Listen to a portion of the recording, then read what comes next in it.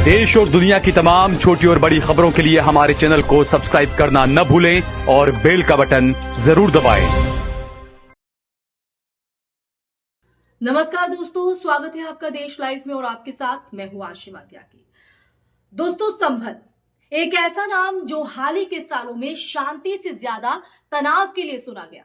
वही संभल जहां एक अफवाह भी आग बन जाती है और एक आरोप इंसानी जिंदगियां निगल लेता है।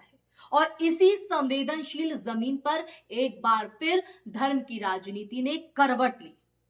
शिव मंदिर में मांस के टुकड़े मिलने की खबर उछली, शोर मचा, नारे गूंजे और उंगलियां बिना जांच सीधे के सीधे हमेशा की तरह मुसलमानों की तरफ उठ गई। तो आज एक बार फिर ये मुद्दा हमारे बीच है।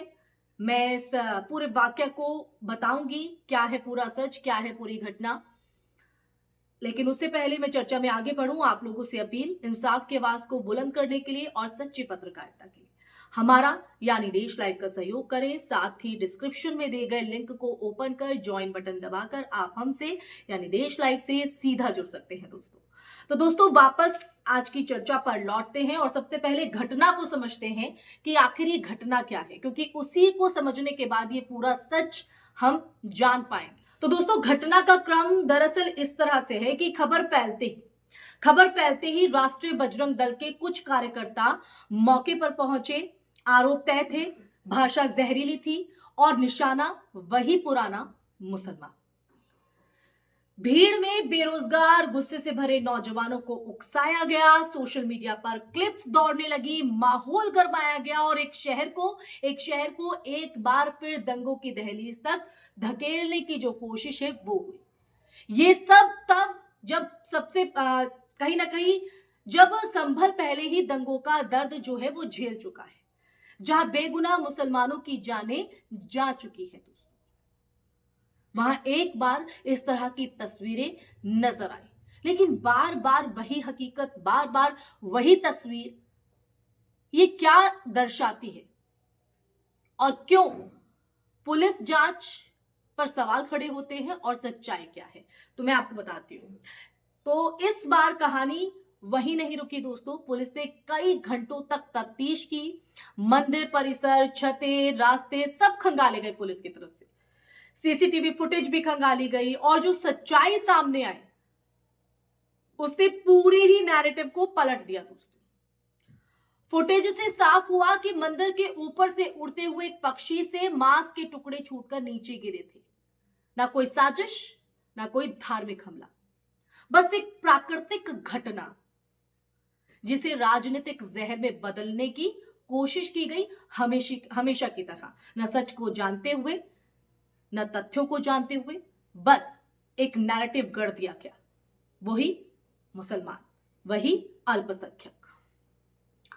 तो यही कहीं ना कहीं बहुत बड़ी विडंबना हो जाती है दोस्तों। अब आपके जहन में होगा कि ये जो प्रोपेगेंडा है, जो सेट किया जाता है, ये कैसे चलता है। दरअसल ये कोई नई स्क्रिप्ट नहीं है।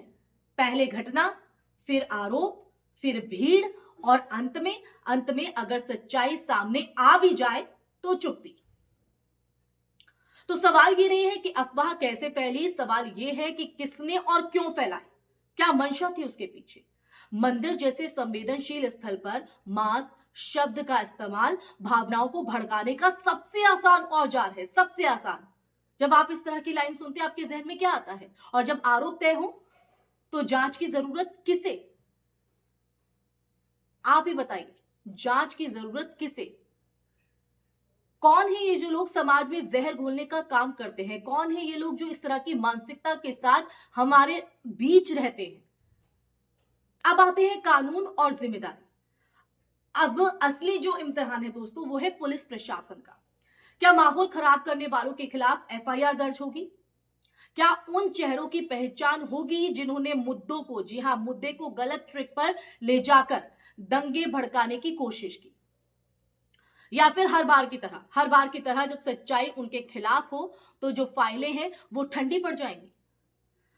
दोस्तों, कानून का राज जो है वो तभी मायने रखता है जब वो सब पर बराबरी से लागू। सब पर बराबरी से, क्योंकि एक समान जब कानून लागू होता है तभी तो पारदर्शिता आती है और तभी भरोसा भी कानून के प्रति लोगों का बढ़ता है। लेकिन एक को नीचा दिखाना या एक पर सख्ती लागू होना, दूसरे को रियायत दे देना, ये कहीं ना कहीं कानून को सवालों के घेरे में लाता ही है। अब अगला पहलू है मीडिया और सोशल मीडिया की भूमिका। दरअसल कुछ मीडिया प्लेटफॉर्म्स ने बिना पुष्टि हेडलाइन चला दी। सोशल मीडिया इन्फ्लुएंसर्स ने आग में घी डाला और बाद में जब सीसीटीवी की बात आई ना दोस्तों, तो वही प्लेटफॉर्म खामोश हो गए। सवाल उठता है कि क्या अफवाह फैलाने की कोई कीमत नहीं होनी चाहिए? क्या पहले दोषी ठहराओ और बाद में माफी मांग लो?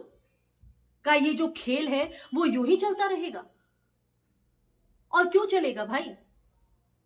क्या इससे जिनको आरोप में लाया जाता है, जिन पर आरोप मढ़ दिए जाते हैं बिना किसी जांच के, बिना किसी सबूत के, उनकी मानसिक स्थिति पर क्या असर पड़ता होगा?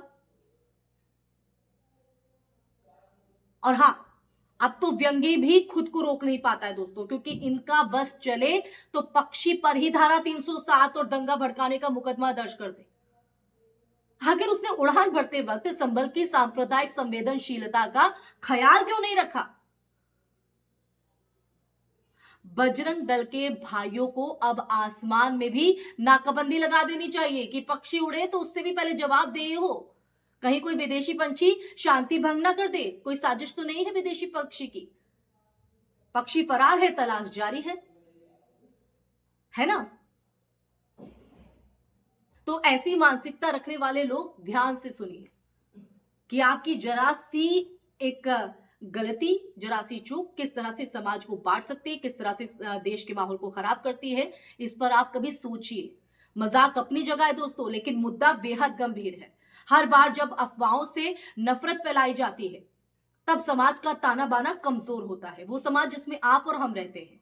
निर्दोष लोग डर में जीते हैं और असली अपराधी भीड़ में छिप जाते हैं। तो संभल को फिर किसी आग की नहीं, भरोसे की जरूरत है, जहां जांच पहले हो और आरोप बाद में। तो संभल में एक बार फिर इस तरह का माहौल बनने से पहले, हालांकि पुलिस की अगर हम बात करें, जो कि हमेशा सवालों के घेरे में रहती है, पुलिस यहां पर अपनी भूमिका निभाते हुए जरूर नजर आई। तो उसने एक बेहतर उदाहरण जरूर पेश किया। उसने पहले जांच की, सीसीटीवी फुटेज खंगाले और देखा कि आखिर सच क्या है दोस्तों। तो आज सीसीटीवी ने सच्चाई दिखा दी। कल अगर कैमरे ना हो तो क्या होगा? क्या तब भी हम सच तक पहुंच पाएंगे, या फिर नफरत की जो ये स्क्रिप्ट है वो ऐसे ही चलती रहेगी, ऐसे ही निशाना बनाती रहेगी? और जवाब हमारे सिस्टम में खुद है दोस्तों, और हमारी सामूहिक जिम्मेदारी में है। क्योंकि अगर हर बार एक पक्षी को बहाना बनाकर इंसानों को निशाना बनाया जाएगा तो उड़ानें आसमान में नहीं, जमीन पर लाशों के ऊपर दिखेंगी। इसी के साथ इस चर्चा में फिलहाल के लिए बस इतना ही दोस्तों। ये सच जानने के बाद आपके मन में क्या विचार हैं, आपका नजरिया क्या है, कमेंट सेक्शन में कमेंट करके जरूर बताइएगा। इस वीडियो को ज्यादा से ज्यादा शेयर कीजिएगा। हमारे चैनल देश लाइव को सब्सक्राइब कीजिएगा। फिर हाजिर होंगी ऐसी चर्चा लेकर। तब तक के लिए अपना ख्याल रखें। जय हिंद, जय भारत, नमस्कार।